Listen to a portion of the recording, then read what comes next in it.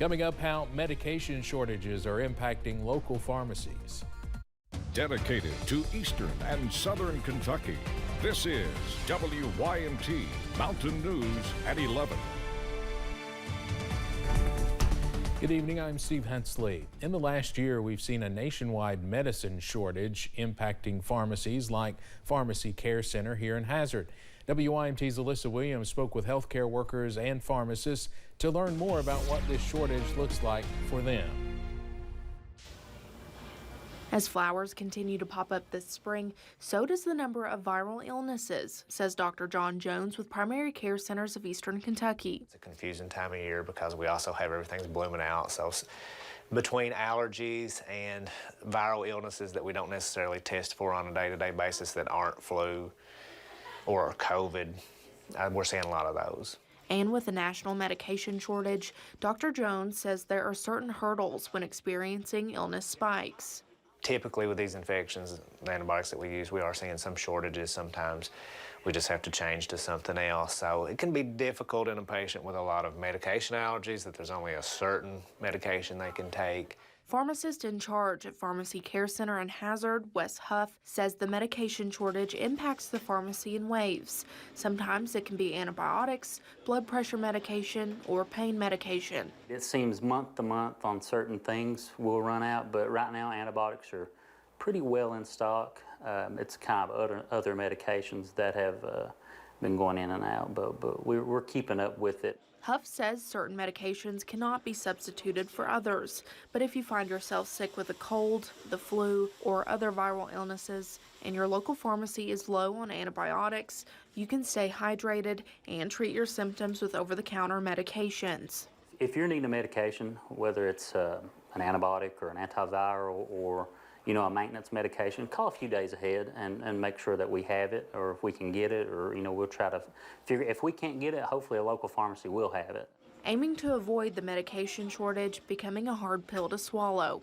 In Hazard, Alyssa Williams, WYMT Mountain News. Although Dr. Jones and Huff say there is no definite answer for the medication shortage, they will continue to do what they can to ensure everyone is still treated properly.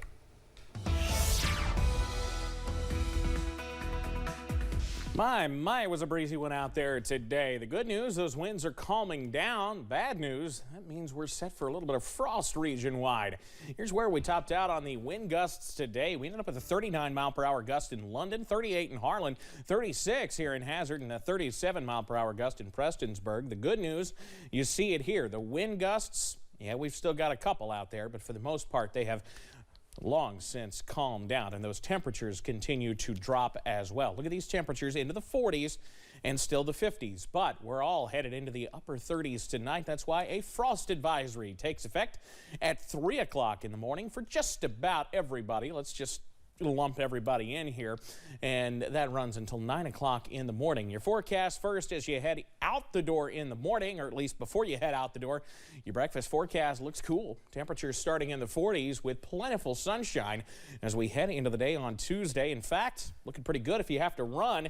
There will be a touch breezy again tomorrow, but other than that, we're in pretty good shape as we run through Tuesday. Same thing on Wednesday and Thursday, but changes on the way later in the week. I'll detail those in a few minutes, Steve. All right, definitely a little cool out there tonight. Thank you, Evan. AEP has appointed a new president for Kentucky Power. Cindy Wiseman served as the interim to start 2023 before becoming the full-time president. The move comes after a terminated deal that would have moved ownership of Kentucky Power from AEP to Liberty Utilities, and after recent weather-related issues put a lot of strain on power companies. Wiseman says she's confident those experiences have better suited her for this position. Extreme cold weather that we had in December, and then a month of windstorm in March. And so we're looking to calmer and warmer days ahead. Wiseman says they plan to work on rate structures that better benefit customers. New at 11, this week is National Work Zone Awareness Week, so officials from the Kentucky Transportation Cabinet and Ohio Department of Transportation came together to hold an event in Ashland today. The Awareness Week is an annual campaign to encourage safe driving through work zones, and officials from both states shared statistics of work zone related injuries. The overall message: drive safely so everyone can get home. All year long, you need to keep a vigilant watch when not only our crews are out on the road, but contractors, emergency personnel as well. They're out there trying to do a job, trying to accomplish something to make the roadway safer for you to be there traveling. KYTC also says slow down and put the phone down, as distracted driving is one contributor to work zone crashes. A Southern Kentucky mother is in jail facing charges in connection to her daughter's death. Amora Smallwood died at a Corbin hospital in February. State police described horrific injuries at the hands of the mother's boyfriend, Jordan Taylor. But today, a grand jury indicted Amora's mother, Alexa Ward, on charges related to her death. Investigators say it's not clear if the abuse happened all at once or over time. That question's still out. Right now, we have several doctors reviewing Amora, reviewing parts of her body. It's not just an autopsy. We've hired experts from different parts of the country to review different parts of her anatomy. Both suspects will be arraigned at separate hearings next month. A former nurse in Letcher County pleaded guilty to sex-related charges involving a 16-year-old boy. Carrie Lee Hall entered the guilty plea to more than 20 charges today. Commonwealth's attorney Edison Banks says cases like these are never easy. There's no good outcome to a case like this.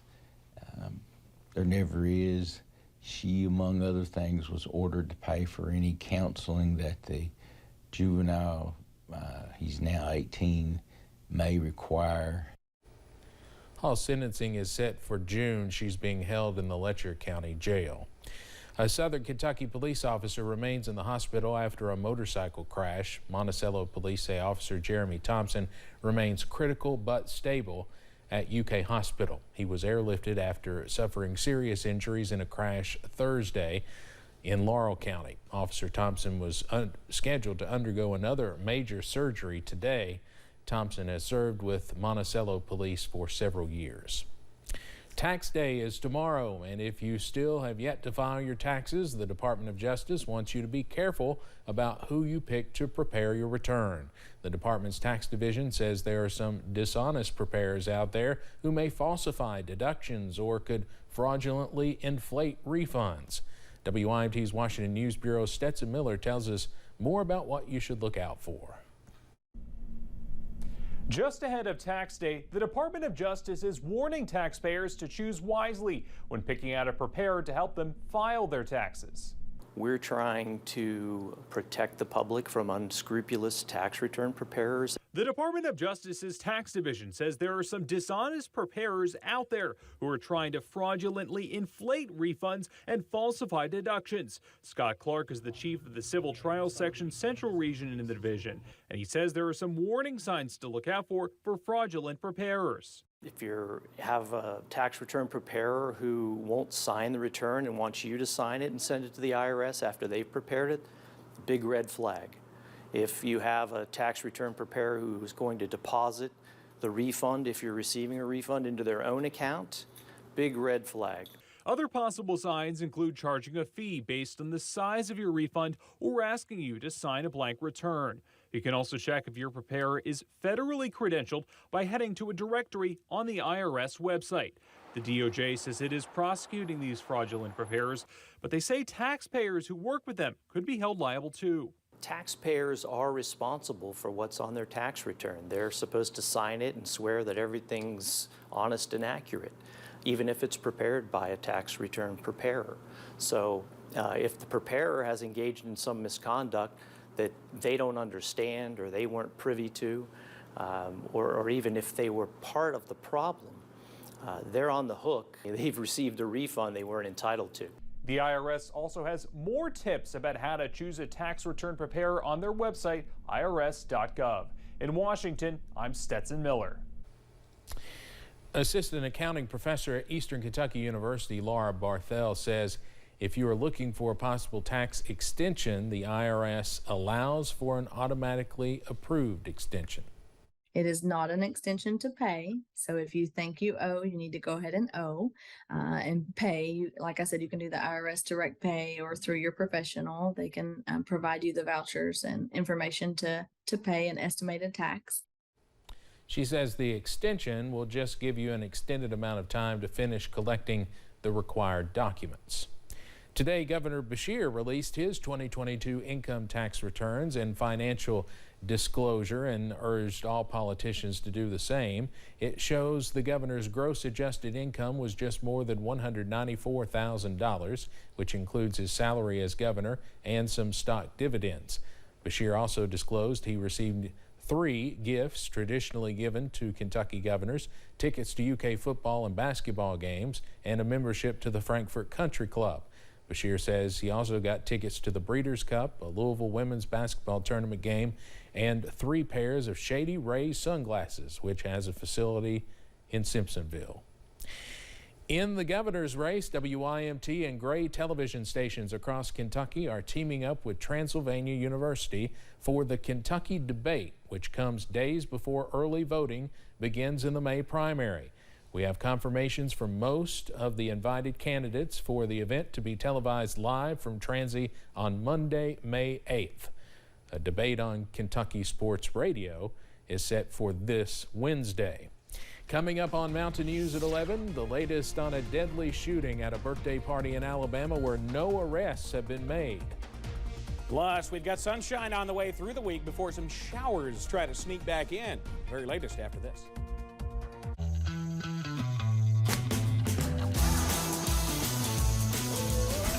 This is Kentucky.